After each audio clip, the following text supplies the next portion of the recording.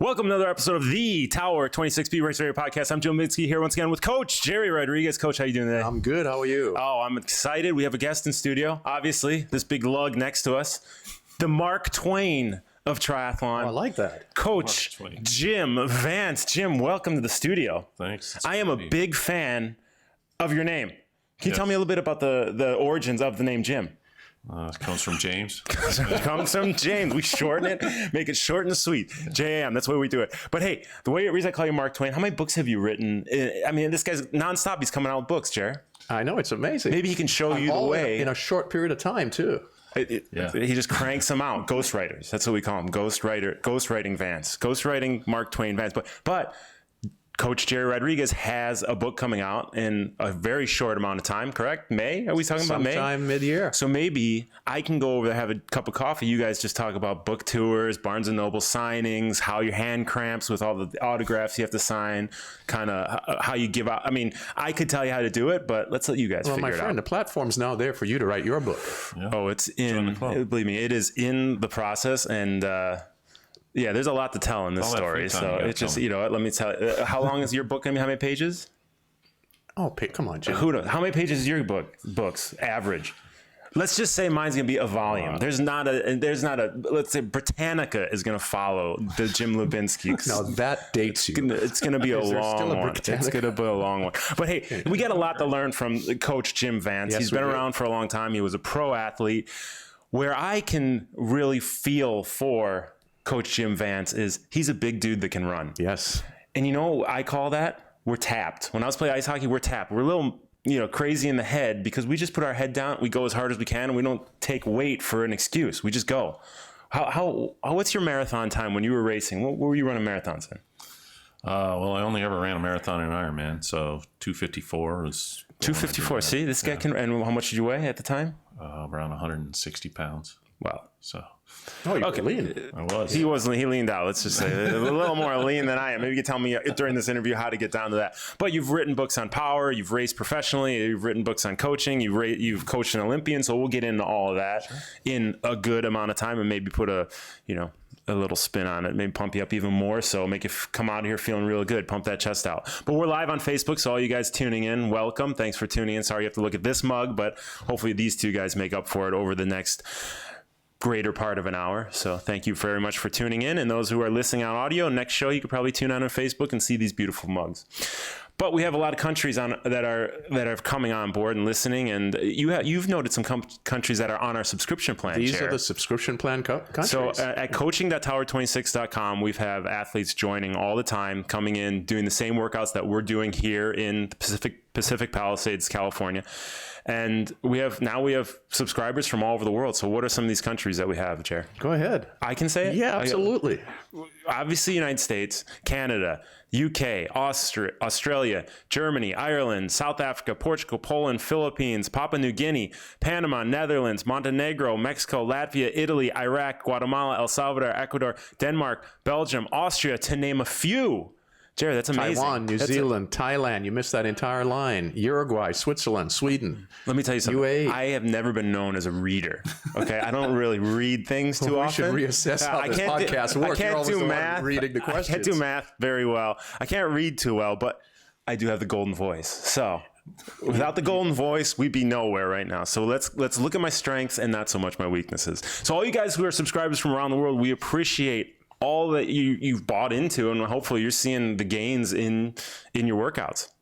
Yeah, it's fun times. We've had some, in our audio files that we do with each of our workouts, we've been highlighting some performances lately, and especially some running performances that athletes have had that they've attributed their swim workouts to benefiting their run performances. And if you look back to our last podcast number 71, I believe it was. That's what we spoke about, is how swimming, and this is something we can speak to Jim about because he is a swim coach also. I mean, there's nothing this guy doesn't do, but how swimming aids in run performance. But before we get to that, let's talk about, we're almost at 1 million downloads, Jim. Do you believe this? Jim Vance, you were on a worldwide podcast that almost has 1 million downloads in 71 episodes. Hi, Mom.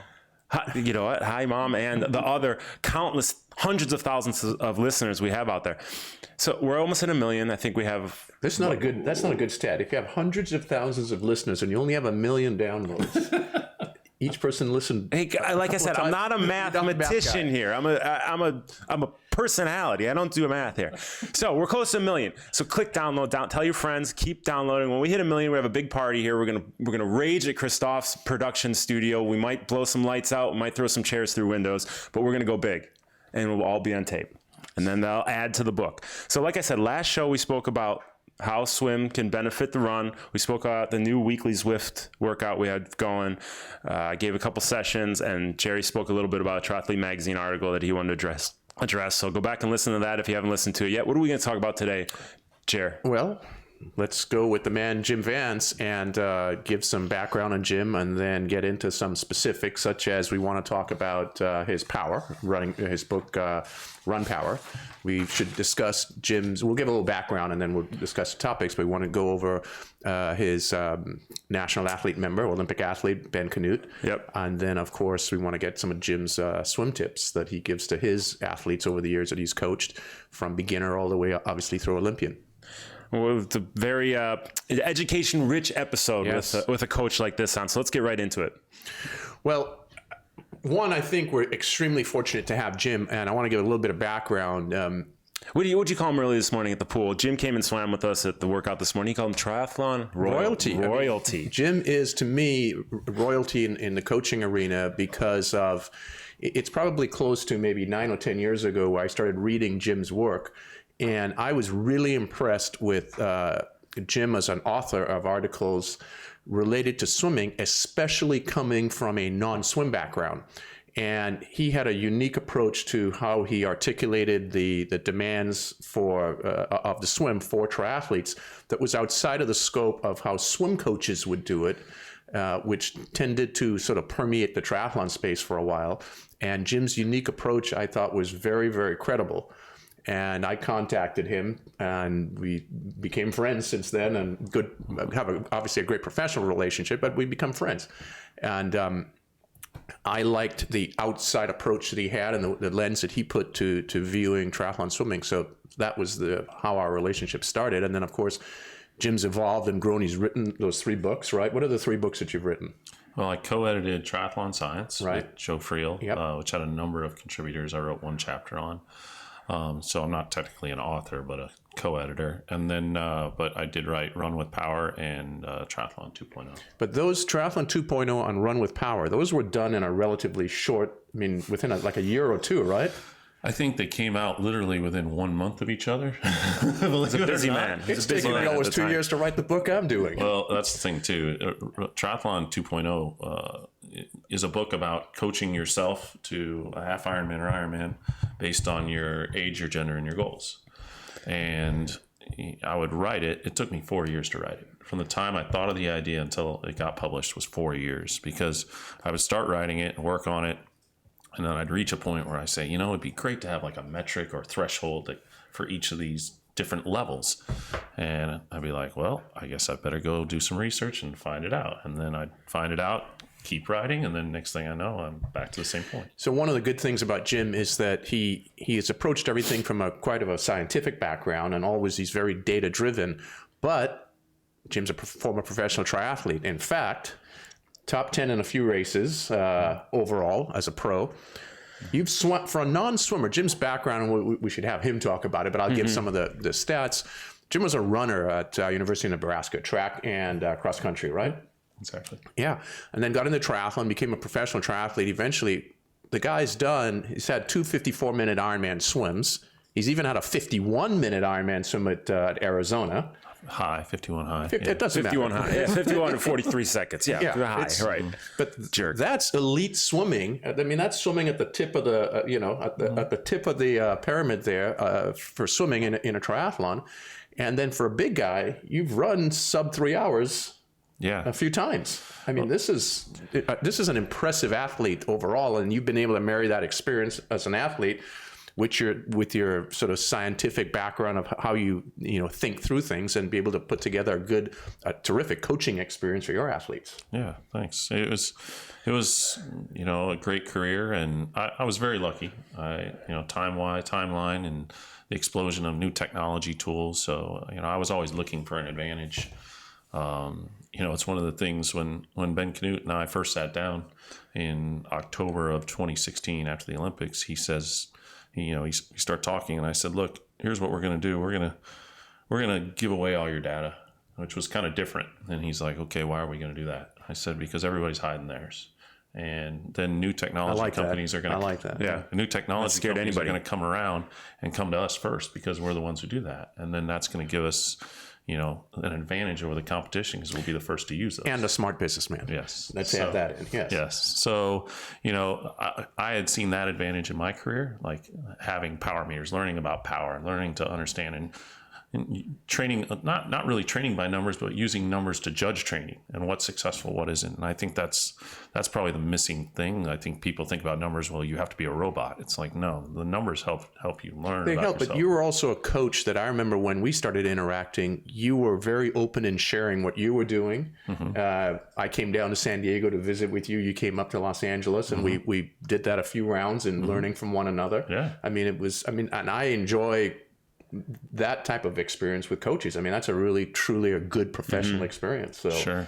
And you're not one of those coaches that's closed about what they do, cloaked about how things are done. And this is how we learn from each other. This is why we do this podcast, to share what we know so other coaches and athletes can benefit from it. Yeah. And it's funny, like you probably haven't seen it, but some of the things I've learned from you, some of the things I learned from Matt Dixon are things that I took and moved on. And, one of the biggest things I learned from you was an actual progression and how you progress in percentages of effort and pacing.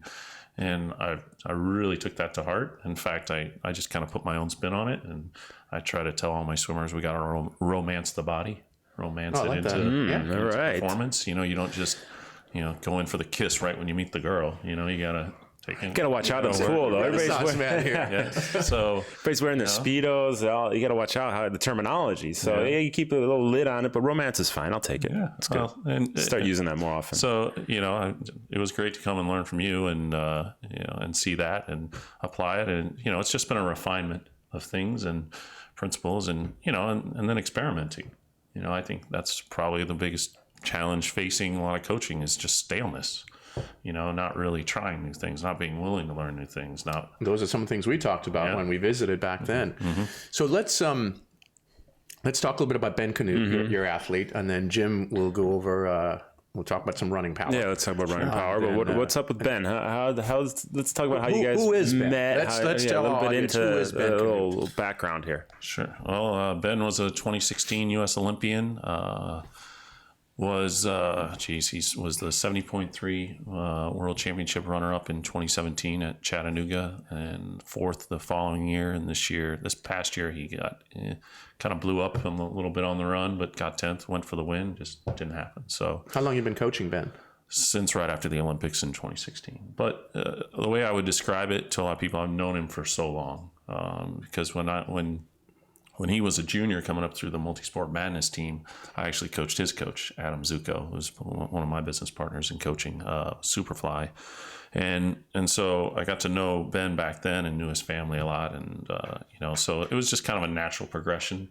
I kind of describe it as I had a seat at the table, generally when like in the Olympics, the plan was shared with me, and I'd give my opinion on it and things Wasn't like that. Ben out of that group in Chicago with Keith Dixon that was heading that up and helping fund that, and with Lucas Verspicus and Kevin McDowell. That's right.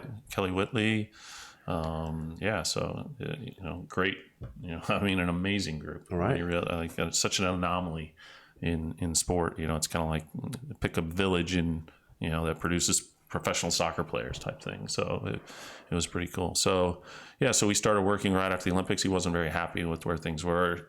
We had a prediction that the Olympics would bring in the mixed relay, and he was already pretty good at that. So, and then he wanted to experiment a bit with 70.3 racing. And so I'm not kidding you when I tell you when we sat down in Kona, he was there in 2016, just kind of to watch the race and things. And I remember he says to me, so I want to win an Olympic medal in Tokyo in the mixed relay, and I want to win the 70.3 World Championships. And I said, why don't we just do the track and field world championships, try to win the 100-meter dash and the marathon? Because, the mixed relay, I don't know how many people know, it's a 24-minute race approximately, versus an Olympic distance, which is 2 hours versus half Ironman, which, 340 for a pro. Well, Jerry uses that example all the time. Like sprinters in the pool don't train the same way as triathletes do. It's total different training. Exactly. But then there was something enticing about the challenge, and I kind of had some different ideas, and I really liked it. I said, okay, well, let's try it. And I think you and I had a conversation too. It's there's a lot of coaching certification courses out there that people think, well, I'll go to this course and I'll learn everything and then I'll be a coach. It's like, no, you learn from experimentation. You learn from new projects, new goals, new types of things, and stepping back and thinking, well, okay, let's try this. So that's and we've been blessed. Bobby McGee is probably our biggest consultant. That does a lot in terms of helping with Ben's run. Even he's really good with the run power and things. So, yeah. Do you see Ben often? Where does he live? Ben lives in Phoenix, but we use different software to track training and things, and we do spend time in camps together. So, yeah. Gotcha.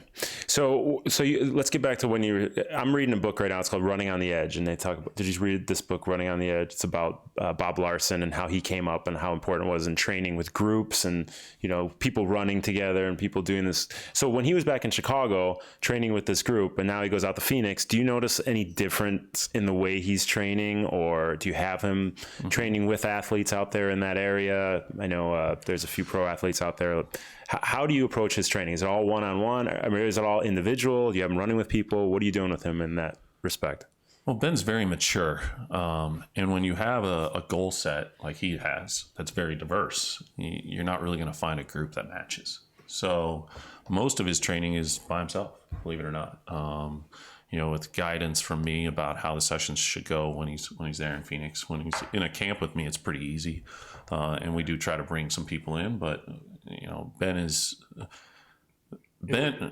What's that? He's so elite that there are not many that he can exactly keep up with him. And when your goals are that high, yes, you can't come to a workout and do somebody else's thing. Sure, you've got to be focused on your specific needs on that day, and that makes it hard. In fact, that's the big thing. You hear a lot of, I hear a lot of coaches and even, governing bodies that want, and high performance staffs that want DTEs, daily training environments with a coach there pushing, and they want these groups.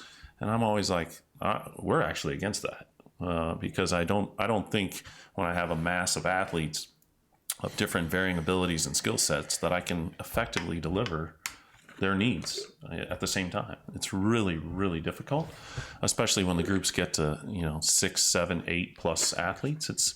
That's extremely hard to do at that level. You know? And so I've been very vocal about I'm actually a non-group guy for the most. So is he making the gains that you're looking for him to make? Is he coming around? Yeah. How's it looking? He just got married, so had a beautiful wedding. Congratulations to Ben. Forget the career; it's done. Sorry, buddy. And retire. I don't know if people know this, but his wife actually, he met her. She was a news reporter in Phoenix. She drove down to Tucson when he was in school there, or finished school and was going to the Olympics. She had to do a story on him. And I'll never forget, I saw that. I was like, I texted him, Ben, please tell me you got that girl's phone number. And you know what he says? He says, what good is being an Olympian if you can't get digits? And sure enough, here we are 4 or 5 years later. Like a good coach, you saw ahead and you planned for the future for him. That's great. Yeah, 4 years later. So you spoke a little about how you have been running with power and you've written books on running with power. We have a lot of athletes who are kind of hesitant to get into it. We have pace, we have heart rate, there's all these other different metrics, RPE. Why should an athlete, moving on to the next subject, why should an athlete like Ben, why should you be running with power now with this new technology? Obviously, you're a fan of it. You're writing a book on it. Tell us a little bit about running with power and how the athletes, what is running with how power? the athletes that are listening and watching can be better athletes because of this new innovation in run. Sure. Well, run power is really just a work rate, how we move through space. So I apply a force into the ground, I move a certain distance. I've done work. That's all it is. So, the force production and how far you move, pace doesn't necessarily do a good job of explaining that. Like, running uphill, my pace may be low, but that doesn't mean I'm not working hard. The force production to lift me up to go forward, even maintain a slow pace, is very challenging. So it kind of normalizes data and normalizes what what an effort would be. So you can actually keep pacing better. And that's at a very basic level. You can actually plan your race, your pacing strategies for open marathons and things like that, half marathons, any type of race. Because if okay, this is my work rate that I can sustain for a certain X duration, well, then I can pretty much plan a pacing strategy around that. On a deeper level, well, what we can do is we can actually track training responses in different ways. So, we can look at pace relative to power outputs and those improvements. We can say, but before that you go there, how is this actually done? Is this a piece of technology? Is this it's an hardware. embedded? What is it? Well, that depends on the company. Just like, there's different power meters on a bicycle. Some were based in the hub, some are based in the crankset, some are based on the pedals. So depending on the company, the most popular company is Stride. Theirs is a foot pod that you just put on your shoe. Right, and that's what we talked about this several years ago, right? Was this Michael Johnson was involved with this? Am I right? No, that was RPM squared. Which that's right. They're not out anymore, as far as I know. The limitations with their product was it was an insole based power meter. Yes, I remember that's but the thing is, the problem with that is so much of torque production when you run is torsional. And, an insole can't measure torsional force. It can only measure direct force. So these new companies have evolved their technology. So something like Stride, where do you put the Stride power meter? Just on a foot. I know this answer. I'm just leading question. You put it on your laces, right? Yep. And I generally tell people use their dominant leg. That's probably going to give you the best answer. And then... What's the cost? It's under $200 or right around 200, something like that, which was pretty cheap, relatively speaking, for the data insight. There's other reasons why we did it too. Ben didn't want to use a watch in an ITU race, but I wanted to get pacing data. So he just literally keeps it on his shoe. And when he puts his shoe on in the race, it wakes up and it records the entire race for me. So, and it's extremely accurate for pacing. It is the best foot pod in the world for pacing, for pace data. So that allowed me to get new insight and data. Is that recording in real time? Yes. So you're actually sitting at home or at your computer and you're tracking Ben real time. I can't get it that. I can download it after the race. I can download it after the race. But I'm sure that's coming. So when he goes and races, do you get like half Ironman when he goes to the World Championships? Do you give him a power number to follow? Do you give him pacing, or do you just say go run your ass off for 13 miles and let's see what happens? Well, racing is an art, so sometimes you gotta plan certain things. Early on, I had to give him a power number. So in Chattanooga in 2016, they let him go. So to speak. I mean, he got his gap, and then they kind of looked at each other and said, "Okay, well, we're not worried about him. We'll catch him." Well, they didn't know that he had a power number that we had trained at, and he knew he could sustain.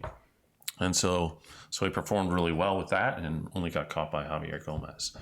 The next year, we knew it would be a little bit different at the 70.3 Worlds because you had, I'd call them the big three. You got Frodeno, Alistair Brownlee, and Javier Gomez. So in that one, we knew chances are the group would stay together. We knew he'd come off the bike, and he just had to be smart. But I wanted him to race. I felt like, and I mean, we called it in all our planning and preparation, we felt that those three had too big of an ego to let any of them go. So there's no way they were just going to let one guy go. Well, and I said, what's going to happen is I got one of those guys or two, and potentially even all three are going to blow up. They're going to just shatter each other. And then I saw Gomez walking, and I thought, here we are. And the question was, could Ben just be close enough to take advantage of that situation? And unfortunately, he wasn't. But I mean, geez, he ran 112 that day. Yes, he had a great run, but those guys ran 107. Yeah, 106, I think. Well, as a coach, looking at athletes and how they can benefit from power is, courses are undulating; they're not flat. And I see athletes, and they want to average 6:30 minute per mile pace, and this, how am I going to average 6:30 minute per mile pace when there's a hill at mile 7? I still have to average 6:30, and this kind of takes that pace out of it, and because no matter what, going uphill, flat, downhill, you have a number power that you have to hit. pacing is totally on the side. It doesn't come into a factor. It says you're going up a hill, you're still holding 300 watts of power going up that hill. And that's kind of a different metric that gives them something else to shoot for. Whereas if they're not holding 630, it's not a failure. Mm-hmm. I think power kind of gives us more insight into the process of running. And so it's more of a process metric so that I can stay within my processes. So compared to, pace tells me, it's more of a result of those processes. So that's where I see it really helping. I can tell you, I've had countless Ironman guys use Run Power, and I'm just telling them, look, early on, it's a governor. Okay. Then it becomes a carrot. So because you're struggling, but I'm like, if you just follow this number, you will pass so many people late in the race. And it's amazing how these are great pearls of wisdom here. Oh yeah. So it's amazing how many people come back and they're like, it happened just like you said. Like, boom, like I passed so many people late in the race. I could not believe it.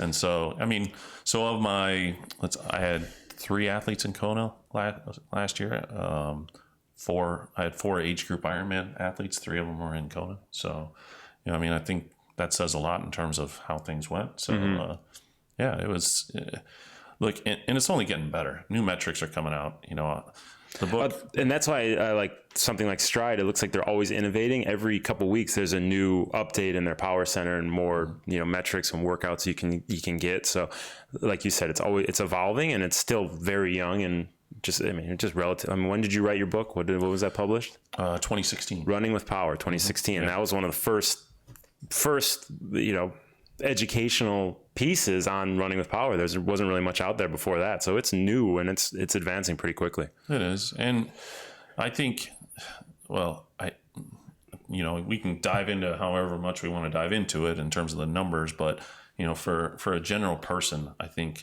my simplest advice on running with power is just put it on your shoe. If you're going to use that one, I also have Polar. This is a wrist-based one. You can use whichever one you want. Go out and race with it. You get some race data and some training data and see how well they correlate. And then take that race data and say, okay, this is the actual demands of race day that I find myself in. Well, it seems like the place to start perhaps would be to get some good self-education, which would be obviously through your book. I mean, in reality, Amazon? Who are we getting to this? Amazon?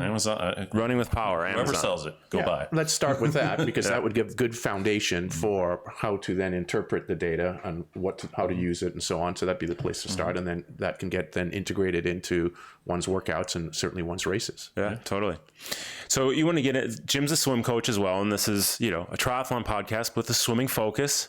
We want to get into some of Jim's swimming tips for what do we beginners through pros? Like, what's Jim's top swim tips?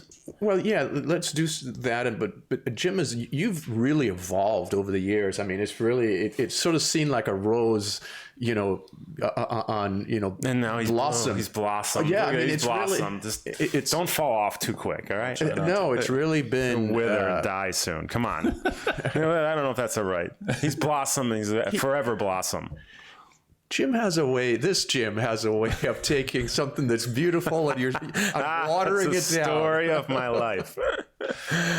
So, I mean, you've really evolved over the years and really your swim coaching has just taken off. I mean, and now that you're coaching a swim team also, you even got one of your high school kids All-American status, right? Mm-hmm.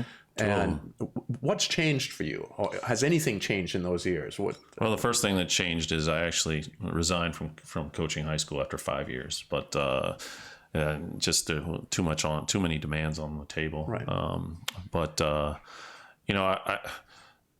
I had a belief that in a way to train, much like you kind of said at the beginning, I've always kind of thought differently and had a little bit different perspective, and I kind of felt like, if this approach is successful, then I can do a lot with it in my triathlon. One of the beautiful things about Jim I've found is that he's always been, that I enjoy quite a bit, he always has found a way to ask the question why. Mm-hmm.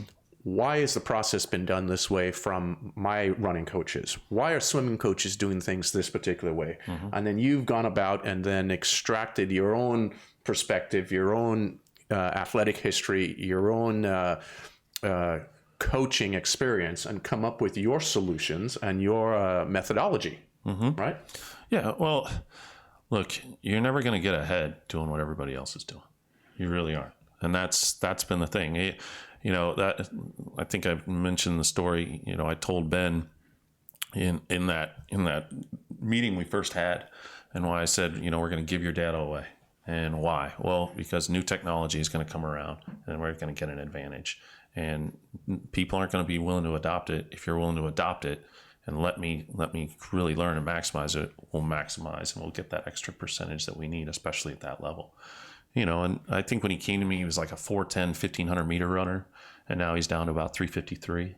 So, and that's 1500 meters is, as we've kind of felt, is direct to that Olympics. Absolutely. The 2K run off the bike. So, that's been great. And so I've always said, hey, what can I do? How can I change things? How can I look at this? And quite honestly, I see a swim coaching model that's basically just give everybody the same, beat them all down, and then just rest them and they'll go perform. And I was like, it's not about that. It's about understanding and preparing an athlete to mentally race well, getting them to understand the why and their processes and everything and the whole setup and getting that buy-in. We talked about the things I learned from you, romancing the body, So what is a good warm-up for any type of performance? So really, really teaching that and having success that way was great. And I started to look at all those little things, those little details, how to warm up, how to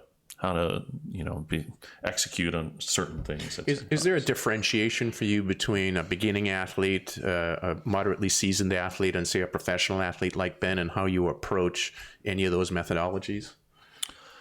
Oh, I think you have to at some degree for sure. But, I coach my juniors. Here's an example. They all write me a performance plan out, and it says, hey, at the swim start, I'm going to do this.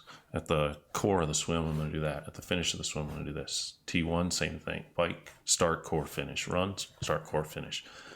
So that's a racing roadmap. The racing roadmap. Okay.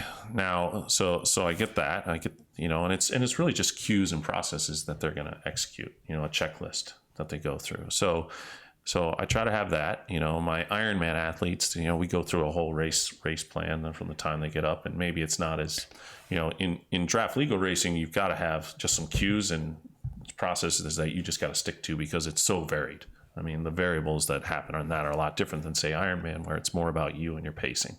So there's a little bit difference, but the overall number one thing I can tell you is, and everybody thinks I'm a data guy, and I am, but I'm more about the mindset. What I learned in my professional career was the best races I had, the worst races I had, the number one difference was what was I thinking on the start line. When I was excited to race, confident in myself, ready to be aggressive, I raced well. When I was hesitant, I was focused more on who the starting list was and this and that, I didn't race well. But I would presume that is an outcome based on a process also. Sure. And within the process, you must have, I would presume, you go over with your athletes, for instance, you may have a requirement, or do you have a requirement? You should be swimming 1, 2, 3 times a week. Here's the duration. Are there some specific drivers that you have for your athletes? When an athlete takes you on as a coach, I would think you would expect them to swim. Let's make some assumptions. The person has no swim background. Okay. Well, so they're not, which is the majority of triathletes, right? Yep, true. So, well, you have some isms. How many times a week should they be swimming? Vance-isms? Fancy Vance-isms. Some visms. I call them fancy Vance. I think everything is goals based. If the goal is, hey, I just want to finish. Okay, well, we can get away with 2 to 3 times a week. If the goal is, no, I want to move up, that's why I go back to my book, Triathlon 2.0. Everything was based on your age, your gender, and your goals. What you need to be as a 25-year-old female versus a 55-year-old male is different. Who wants to finish, one who wants to try to get to Kona. So everything's goals based in terms of what commitment levels there are, what standards of performance have to be. In general, I found only one rule that I try to live by, and that is, I call it the 2-day rule or 48-hour rule, where we never ever want to push to a point where we can't be recovered in 48 hours. you know, if we're going to take all our risk, I want our risk to be on race day. That's where we take our risk in terms of load. But overall, because I think people just get in this rut where they got to work hard and beat themselves down. And it doesn't really matter if that's in the pool or on the bike or on the run. But if I give an athlete 2 light days, that third day should be a home run. And if we do that, we're very good. You know, if we don't have that third day would be a home run, I know that we're doing too much. We got to back off. And what that level that each athlete's at is a little bit different. But I can tell you, I perfected that with Kanute, where he knows, okay, yes, this load, I can take 2 light days, race well, boom, and I'm back doing what I want to do and get back to training. So that's brought a lot of consistency to his racing, because he knows we follow that 2-day rule in general. And so, I mean, it's rare when he has a bad race, really rare. I think we maybe had 2 in 4 years together, 3+ years. So I think, when you look at it that way, that's probably my one thing. So I'm always going to balance that between, okay, how much swim load do they need? How much bike load? How much run load? And do you have specific technical things within the swim that you prescribe, or some things that you say, hey, this is not so important for triathlon swimming? I mean, you've probably heard some of the things we've talked about that I'm not, early vertical form. That is just a big circle with the X through it for me. That does not belong in triathlon swimming. But that's a debate point that I'm sure I can have with lots of triathlon coaches. Sure. Well, I think I go back to my biases as an athlete and a coach. There were plenty of athletes that I swam with in training that I never beat in any interval whatsoever, not from 25 yards to 1,500 meters in the pool. Never, ever, not one time that I never came out of the open water behind. So, I mean, that I'm more about... So you're a performance day, you're a race day athlete. Yes. Yeah.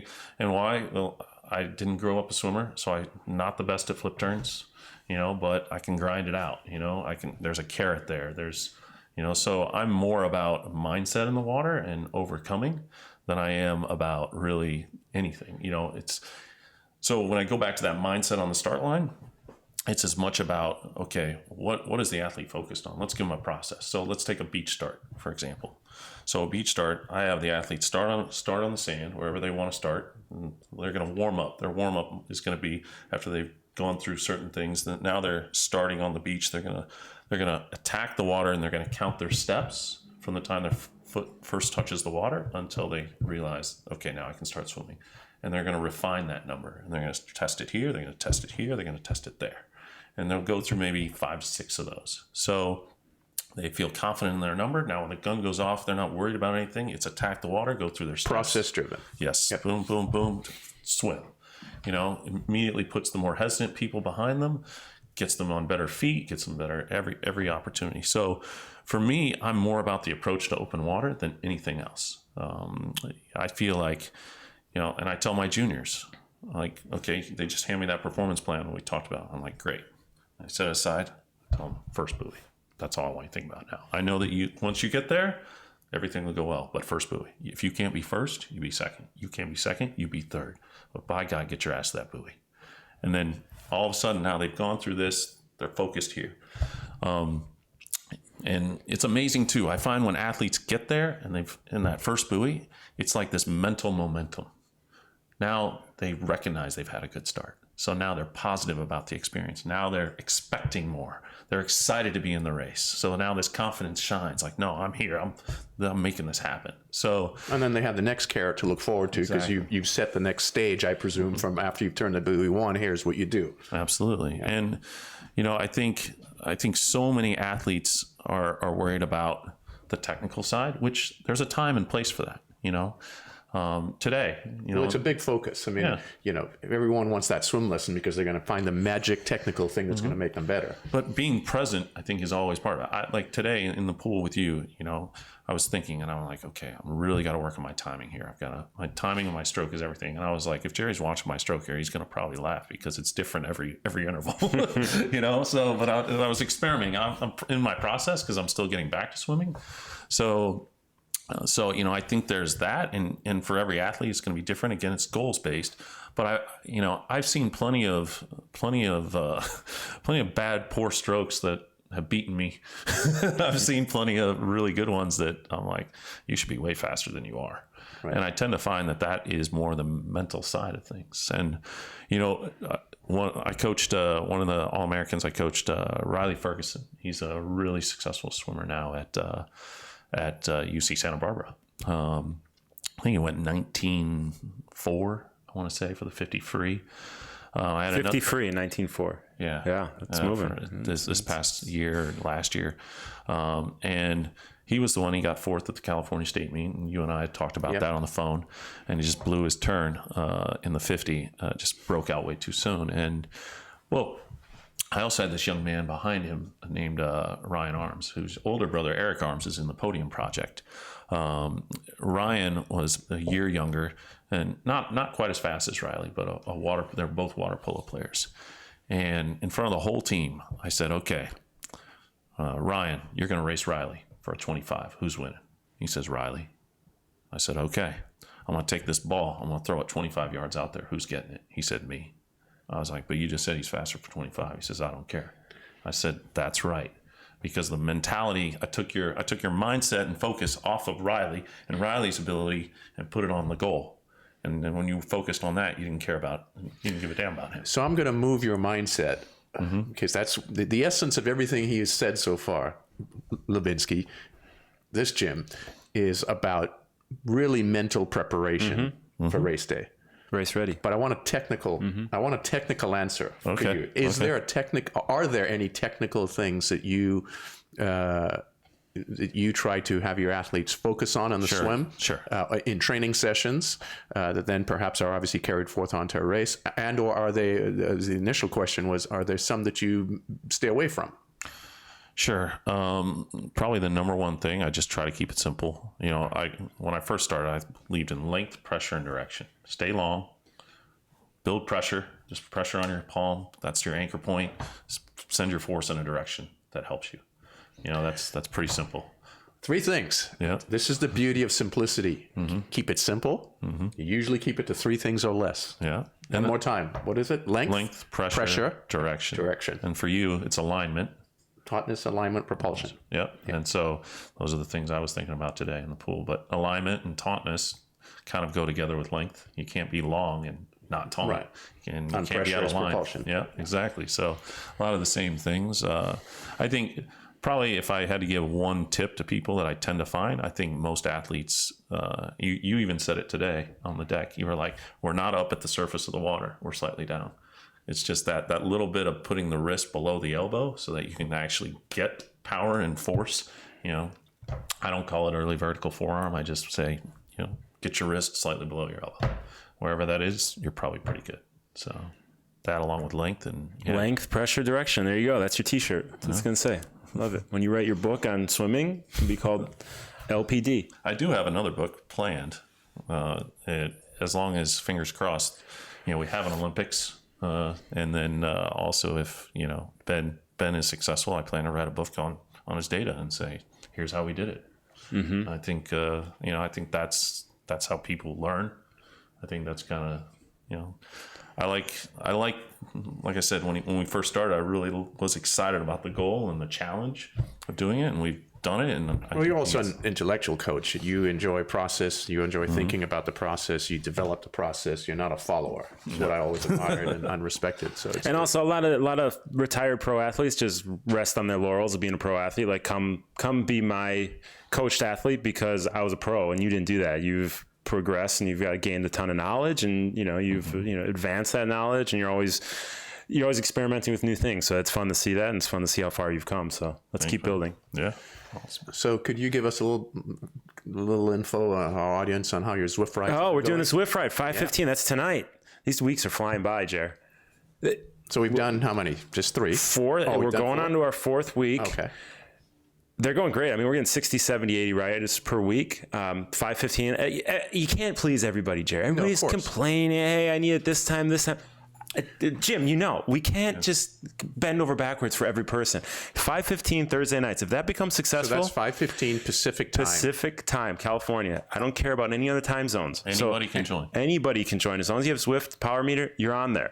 Megan Milgaard's here. Everybody, our CEO of Tower 26 is sitting in. She's very shy. She doesn't want to come on camera or say anything, but she's going to be on camera in a few weeks. We got to give her a shout out that she's here, and she's just taking all in the greatness that is the Tower 26 Be Racer podcast. But so we're going to in the week 4 Pacific time, 5:15 Thursdays, every single Thursday. So if you have Zwift, you go in your companion app, you sign up, and then you get your notification an hour out. This ride is starting in 1 hour.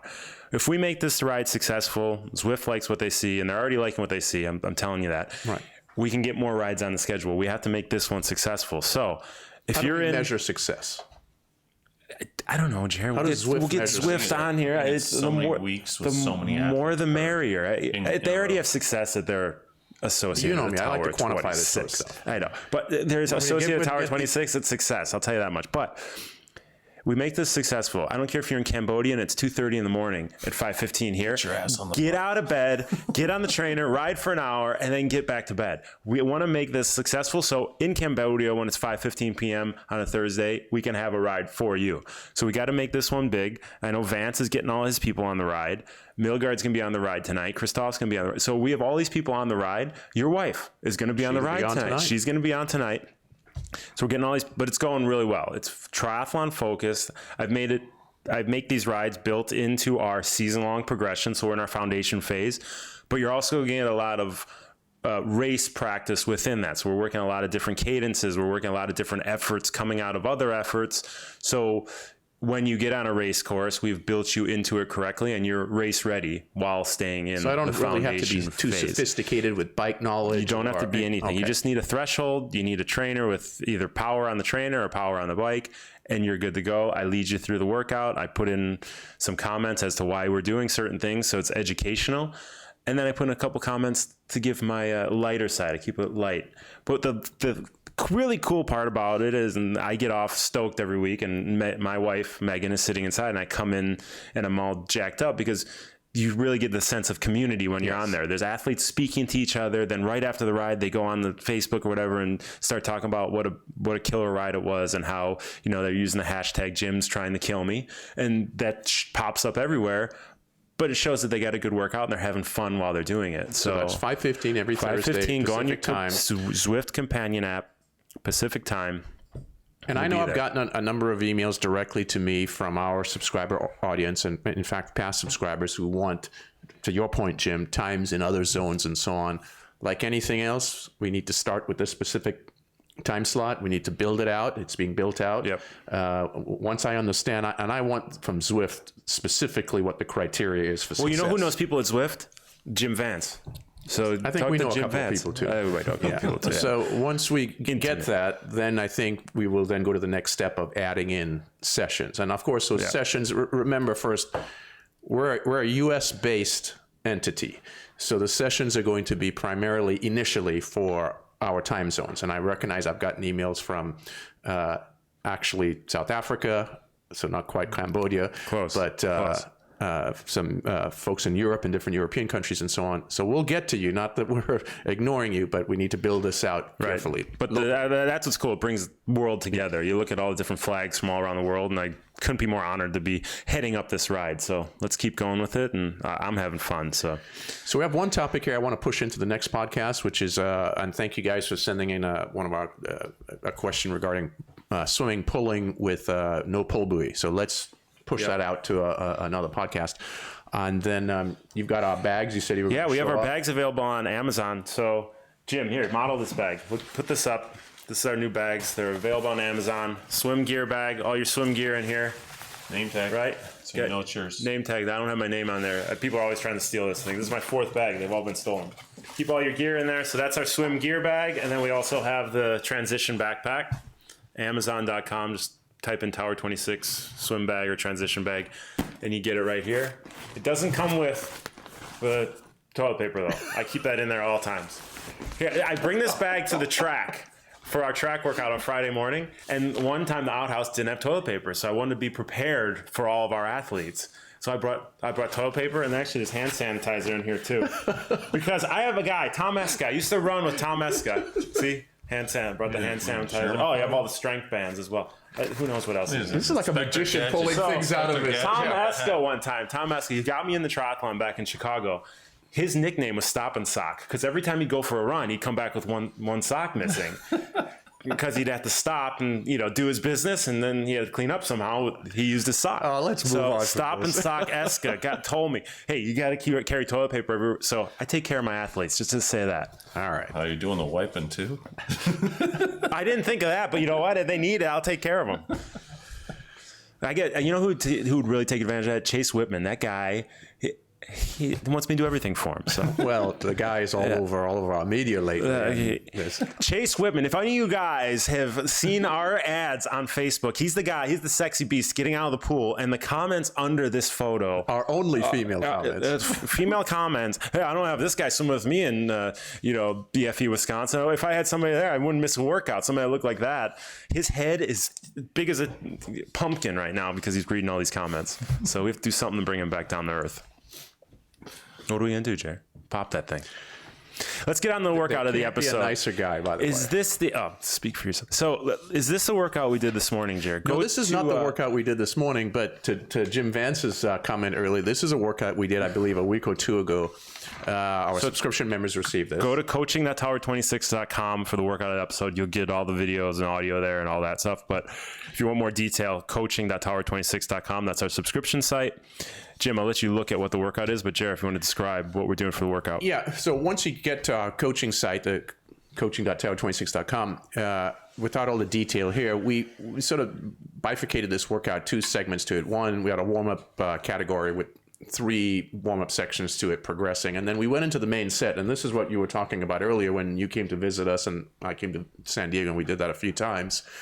This workout's about teaching those different effort levels. Mm-hmm. So we had approximately 8-minute intervals where we did one 8-minute interval that was continuous swimming but at a lower output, 70%. And then we did two swims at half that distance, so whatever the distance is for you, because we have all different levels. So an elite athlete in 8 minutes might swim 600 or 700 yards, whereas someone not elite may swim 300 to 400 yards. Why'd you look at me when you said that? I was looking in general. Unbelievable. So for all the different levels, it's approximately 8 minutes of swimming. So at the first grouping, that was at 70% effort. Then we had a break, and then we did 2 swims at half the distance. So in the example given, if your distance was a 500, for example, you then go 2 250s, and those were done at 80% effort. And then we came and did a third segment, which was, again, half that distance. So 4 125s, did 4 of them this time, but it still added up to the same approximate amount of time, about 8 minutes.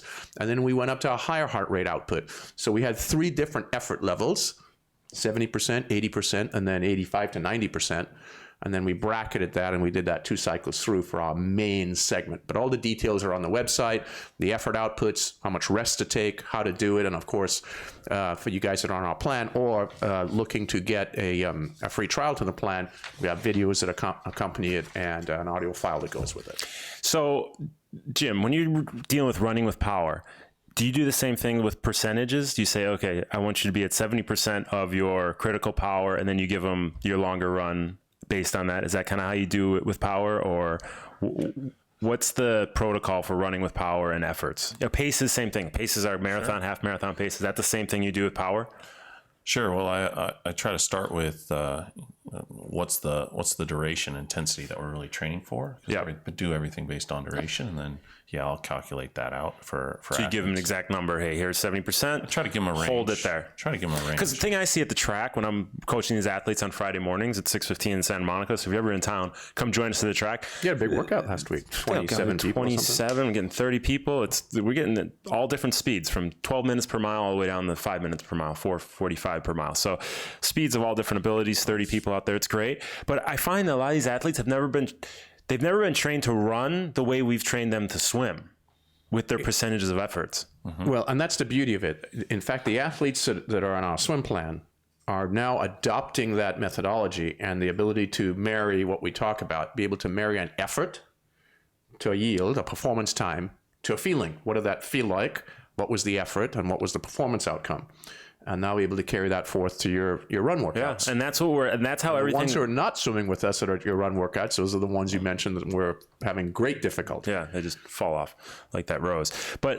And that's how we're tying everything together, and then I'm tying this back to the Tower 26 triathlon coaching. Is everything marries together? You know, the efforts in the pool, the efforts on the running, the efforts on the bike, percentages, marrying all that, the paces. It all works together, and it's kind of cool to see how it's all working in tandem. So go to coaching.tower26.com for the workout of the episode.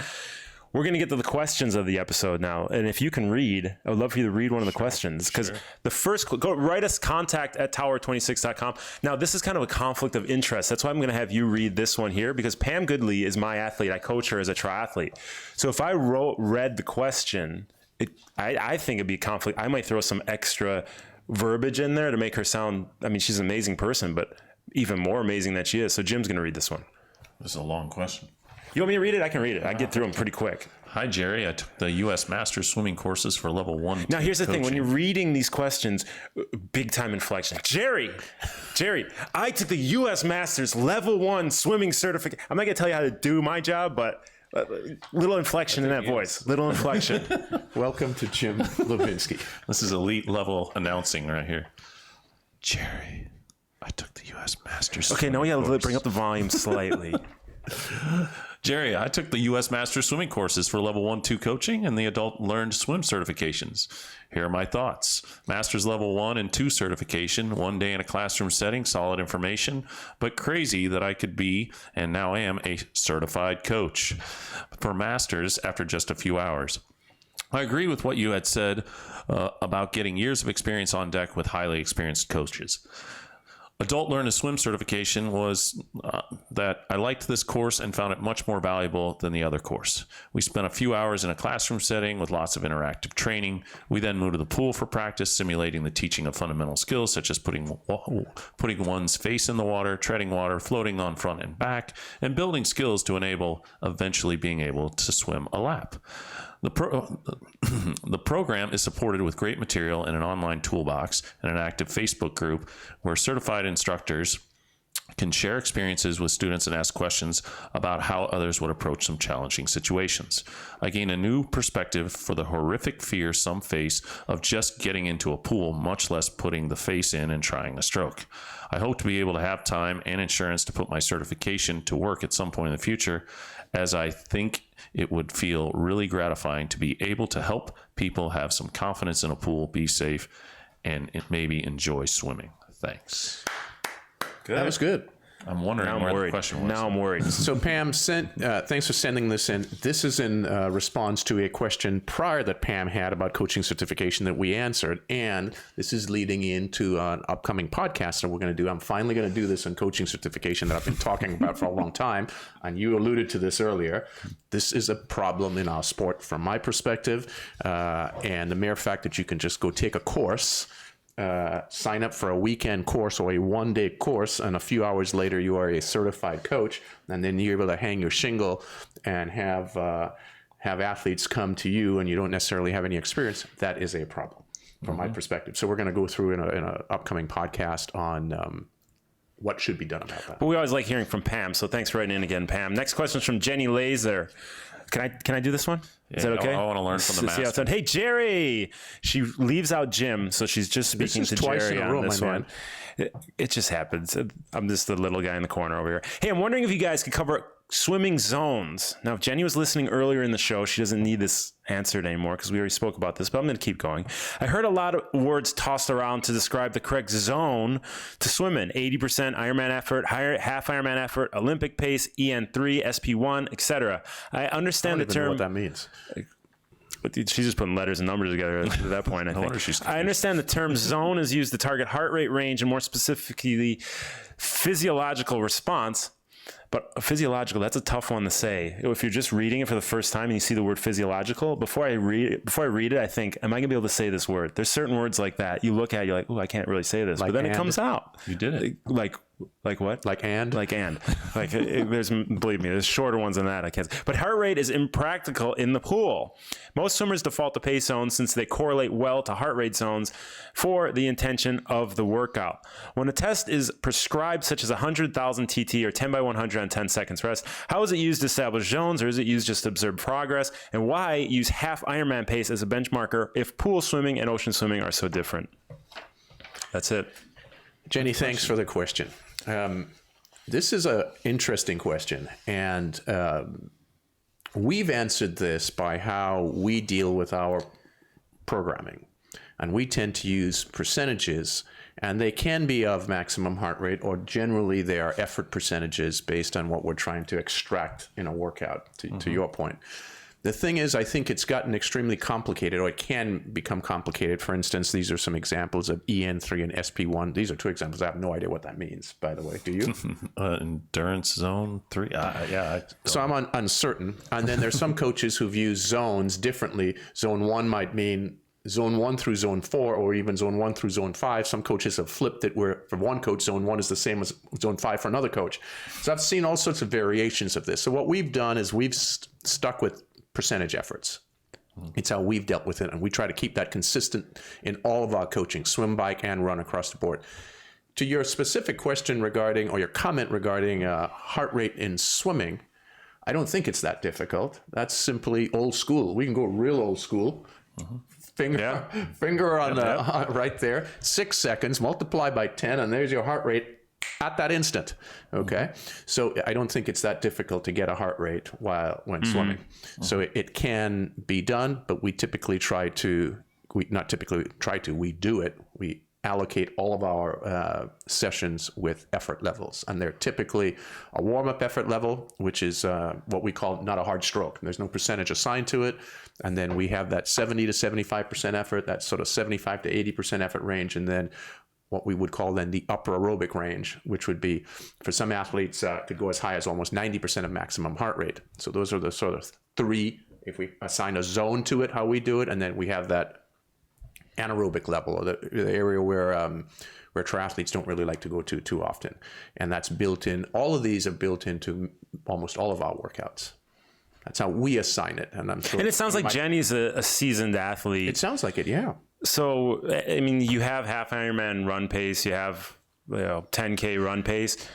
Swimming's no different. But I think Jenny's just asking a question. Ask a question, to be honest. She needs to think it through before she writes in this question. Well, she may also, we don't have giving her kind of any more foundation on the question, but Jenny could have had different coaches. She could have, and there's many different ways to ask demand upon the athlete for a certain stimulus, right? So Jim, what do you say when you want someone to go out at a 80% effort on the swim? Do you say 80%? Do you say half Ironman? What do you say? I use percentages. I've gotten that from Jerry. I find like that's really a way that I test athletes in terms of their ability to judge RPE. I was at the Olympic and what's RPE? Rating of perceived exertion. I was at the Olympic Training Center running the junior camp for our national junior elite select camp. And I had 12 athletes, and they all thought, I was like, here's the percentage you're going to go, and step by step. And I'd even graphed it out for them. And they're, this is going to be easy. Only one swimmer was able to actually do it. So it's tough. It's another tool, being able to actually develop the skills to be or have performances at certain heart rate levels. And it's just a learning tool. And you then get to pull that tool out and use it on event day. And I think you learn your weaknesses. Like today, I was swimming on the aerobic stuff. You said 85% was our number, that range. I was like 120 to 122. I was 125 easy. And then I go to the hard stuff. You're like, get after it fast. And I'm like 118. I'm like, it's only 2 seconds. So that's where I know. Wait a minute. That wasn't hard. Huh? That's what I say every session. Time to go hard. It's like, Jared, it's going hard from the first stroke I got in the pool. Are you kidding me? It felt like it. Yeah. So, Christoph, we have any questions come in off Facebook? There's a few questions, but he doesn't want to read them. So, hey, we appreciate you guys writing in. Jenny, no, all joking aside, we appreciate you writing everything you wrote in, and we will try to answer all the questions that come in on the next show as well. Write us contact@tower26.com. Jerry, we're going to talk about next show. Well, we have a few things to go over, right? We want to have Megan on to go over and introduce finally. It's finally done. Is that correct, Megan? Yes. Finally finished. COO. Can we call her the COO of Tower 26? That's right. She's the boss right now, man, telling us all what to do. Yeah. And finally go over our video analysis product, and that's taken way too long to get out, but it's finally ready because it had to be scaled. Oh, you know what? I got to test that out today. I forgot. She asked me to test it out. Yes. I've had time.